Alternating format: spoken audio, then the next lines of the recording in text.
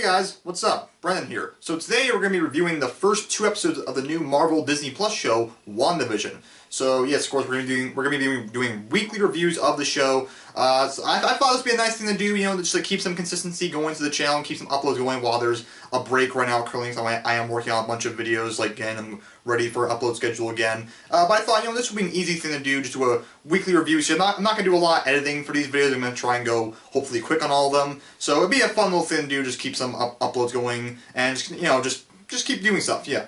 But so yeah, of course, so WandaVision just came out yesterday. It's now Saturday, and we're gonna talk about it. So yeah, so this is the first Marvel thing Marvel Studios has released in about a year and a half. So his last thing was Spider-Man: Far From Home in July of 2019, and it's now been, of course, finally got something from Marvel again because we had nothing last year because of course 2020. So yeah, and it felt very good to finally have something from Marvel again. I mean, it felt very right. It felt just awesome to finally see something from the company again. And what's very interesting is that this was not originally meant to be the beginning of Phase 4. Okay, now it is the beginning of Phase 4, but originally the plan was, in 2020, it was going to be Black Widow, then Falcon the Winter Soldier, then the Eternals, then this in December. Of course, so like I said, 2020, that didn't happen. So of course the whole schedule got switched up, so now WandaVision is the first thing to come out of Phase 4, which I feel like it's much more fitting and works better that this is the first thing to come out of Phase 4. I had nothing against with Black Widow being the first thing to come out of Phase 4. It's just that, I mean, that's a great way to start off Phase 4 as well, having Black Widow finally get her own movie. But just that was a prequel film about a character that we knew was dead and probably not coming back at all into life. But this feels more fitting. This is, taking place in modern day of the MCU right now, and starting to delve into some interesting new directions that it might be going in the universe, like multiverse kind of stuff, possibly. We don't really know. But so yeah, here's my initial impression of the show. I thought it was pretty good. I thought it was very interesting. It's definitely keeping my intrigue about what's going on. When I first heard about the show, I'm like, all right, WandaVision sounds like it should be something cool. Develop these two characters a lot more. And the trailers were definitely a little bit weird. They were like, whoa, what's going on here? They did a good job of keeping the mystery. There still is a mystery to this show. I still don't really know what's going on. The trailers have just been so confusing. We know that they're in some kind of reality that Wanda's fabricated possibly, and it's I'm not even sure if we know if Wanda herself is definitely. I mean, kind of. I'll get into it, but it's definitely they kept a great mystery in the trailers and marketing, and still do in the show so far with the first 2 episodes, which I like so far. So the first episode, of course, because the show, what's going to be happening in the show is that they're jumping to different kind of, not jumping, they're kind of going through different time eras of sitcoms. So the first episode was during a 1950 sitcom, and the second episode was a 1960 sitcom. And the way the second episode ends, they're now going to the show's not going to be in color, so it's going to be more like a 70s sitcom next episode. So stuff like that. So they're going through the 70s and 80s, 90s, 2000s, so all that stuff. And what I really enjoyed about this is that they really capture just that 50s sitcom feel in the first episode. I think personally liked the first episode more than the second episode, possibly. I mean, the second episode was good too, but I think there was just a nicely kind of warm, fun feeling about that first episode, which is very. I mean, I know it's not a real sitcom they're doing. They're not making this an actual sitcom thing, but I kind of want it to be this. I really kind of would generally like to see them get Elizabeth Olsen and Paul Bettany do this kind of this fake reality sitcom thing. I thought it was very enjoyable because I remember seeing interviews of Paul Bettany before and hearing him talk about how he kind of found his calling a bit with sitcoms and realizing, oh, I didn't know I really enjoyed doing sitcom kind of stuff.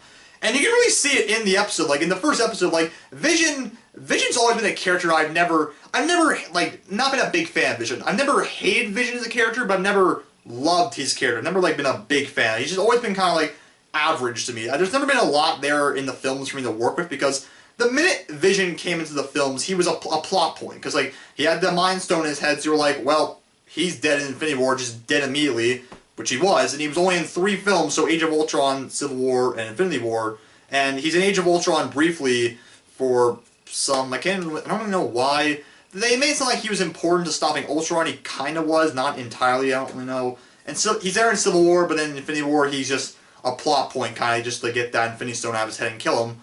So as soon as he was there, he was a plot point, and there was just not really much there to work with. And I felt like it was a missed opportunity to not do the storyline where Ultron created him, which he did create him, but to not do the storyline where he worked for Ultron, but then this, like, over time realized, no, actually, I'm more side with the Avengers than you. So I feel like it's a missed opportunity to do that storyline. So I was hopeful for this show to make me like Vision a little bit more, and it does, definitely does. Like the first episode, I'm like, damn, like Vision, or Paul Bettany's having a blast in this first episode. Like he's really into it. Like I really enjoyed Vision in the first episode. He had so much humor, like smiling a lot, just like such great energy. Like honestly, I can understand why Paul Bettany saw, man, I have a real calling a little bit for this sitcom thing. Like honestly, I've been down to see him. That's why I want to see them kind of make this fake sitcom reality thing of WandaVision, like continue this like that first episode 50 sitcom thing in its own little weird spin-off of sorts, I guess, of the show, which is already a spin-off of the films of things. Because it was really enjoyable. He had like such just great timing and energy. Like he really just felt like he belonged in this 50s kind of sitcom thing. It was really good. So did Wanda too. They both just like both of them nailed this. I mean, like Elizabeth Olsen definitely had some experience. Well, not experience, but she, of course, her sisters are the Olsen twins. So I think she was on set a few times, watched her sisters back in the day on set of Full House. So she probably, she probably got in contact with them a little bit and asked them, hey, so what's some stuff I should know about doing, a sitcom kind of thing? That's what I assume. And they both just nailed this performance. It's like, I generally would like to see this 50s sitcom reality continue. And it was definitely cool, and it looked fantastic. It looked definitely like a sitcom thing. They did their best at making it look like a 50s kind of thing. Like even parts where like when Wanda makes their wedding rings appear on her and Vision's fingers, you can see the jump cut there when the rings appear. Because when you see the next shot when the rings are on their hands, you see Vision's hands move slightly out of position when the rings are on now. So I like that they kept it very much like a real, sitcom kind of thing. It was really great, and just a lot of fun performances. They even had like the actress who played the mom on that 70s show. I've never seen that 70s show, but I know it's what she's from. So a nice little callback and reference there. Not callback, what I'm talking about. It's a nice reference there. Of course, and there's also the second episode, which is, I liked the second episode too, but like it was like, I don't know, parts of it felt a little bit just off. I didn't feel like it was as strong a bit, I guess in terms of the comedy side or funny side of the first episode. I don't really know. But it was also pretty cool. The second episode wasn't like, because the first episode was shot a lot like a sitcom episode. This wasn't. It was shot more like a natural kind of TV show episode. And I thought it worked really well. Honestly, it looked pretty cool. And, I don't know. I liked it, the second episode. Not as much the first episode, I think. But it was definitely cool. And like, in it you see as the first two episodes are going on, you start seeing these kind of cracks in the reality showing that, it's not all as it seems. Like, of course, in the second episode, you see Wanda, she finds in the bushes of her front lawn this toy helicopter, but it's, like, colored in red and yellow. So she started wondering, oh, what's going on? Then, like, some point, someone starts questioning her, like, and she crushes this glass in her hand and cuts her hand. You see the red blood come out, and it's actually in color. And, of course, also in the first episode, when Vision's boss and his wife started questioning them, because they started talking about, oh, so we're from, and we moved from, like, they couldn't remember, like, what their past was before coming to here, to this town, and they start getting mad, like, ah, damn it, where are you from? Where's your past? How'd you meet? Like, how can you not know this stuff? And then, of course, he starts, like, choking on his food, and he falls, and, like, his wife keeps going, stop it, like, really creepily and weirdly. Then you start seeing, it doesn't look like a sitcom at that point, that scene, and, like, you start seeing these weird cracks in the reality, like, okay, something's amiss here a bit. And then once Vision saves the guy's life, he's like, oh, look at the time, we gotta go now. It's like back to normal. And of course you see that is episode 2, a lot of that kind of stuff. And, yeah. Sorry. But yeah, so you see a lot of kind of stuff, but the episode of course ends like you see this beekeeper guy comes out of the sewer, but then one is like, no, and then rewinds the episode a few minutes, so they're back to the part where she realizes she's now pregnant, and they're about to have kids, and they're happy about that. So it definitely seems like Wanda's in control of this reality of story. We don't really know. I mean, I think the going theory is that like she had a mental breakdown or something after Vision's death, and like just kind of wanted to live in a more happy world, I guess. Not entirely. Like I said, they're doing a good job of keeping a mystery element to the show. It's very unclear about what's going on, because there's also parts in episode 2 where there's a radio and they're playing music, but then you hear this voice start cutting through the song, asking Wanda, who's doing this to you? And like, You don't know who it is, but I think I'm pretty sure I'm hearing that voice. It's Randall Park, who played the FBI agent Jimmy Woo from Ant-Man and the Wasp, and we know he's in the show, and I think that's who that voice is. So I'm pretty sure. And there's some other also stuff about the reality too that we know, or the real world, where we see like the first episode ends with like as the fake credits roll on the sitcom thing, it pulls out back to like a more like natural like widescreen than like the box kind of screen thing. I mean. What? Sorry. It goes. You know what I mean. You know what I mean. It goes from the box framing screen to like the more widescreen kind of thing, and you see this person on a computer watching the episode, and there's like a sword logo somewhere there, which like in the comics, sword's like it's sort of like Shield, but it's more like deals more like galactic kind of things, something like that. I don't exactly know. My best knowledge of sword is from a Avengers cartoon. That's it, and they dealt with alien-based stuff. So I'm not really sure what sword would have to do this at all, but that's interesting. So we know that. So I think what's going on, the idea is that because they're trapped in this, like, Wanda's kind of trapped this whole town in this like bubble of a reality, because you see a bunch of people reoccur in these first two episodes. Like you see these two people, like they have like commercials in the show, which I found was a nice little funny touch. And these two people keep doing these commercials and like these fake commercials for fake products. And it's interesting, and they're the same two people both times. So you're like, okay, they're trapped here, and they're kind of forced to be these commercial people. And there's some nice references in those commercials, like the first commercial is them showing off a Stark Industries toaster, which is pretty fun, and then the second one is them showing off a watch called Strucker, which I'm like, wait a minute, isn't that like, are they referencing Baron von Strucker, who like was a Hydra guy who like kidnapped them in Age of Ultron and experimented on them, giving Wanda and Quicksilver their powers? And then, of course, as the commercial ends, it shows a shot of the watch with the Hydra logo on it, and I'm like, oh yeah, it is Strucker. So, like, you're definitely seeing the cracks there, like Wanda's, like, memories kind of surging into this reality, like, oh, Stark Industries, oh, like, Hydra and whatnot, so that's interesting. What else? I'm trying to remember now.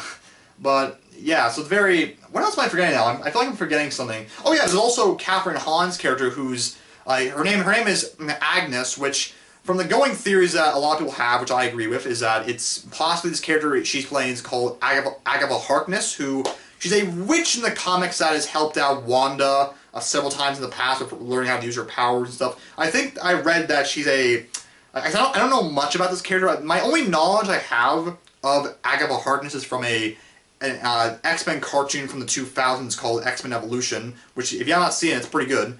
And in that she like helped Wanda a lot, like trying to control her powers in that show. In the comics, apparently she's a witch from the old from the way back in the day, like back during the Salem witch trials stuff.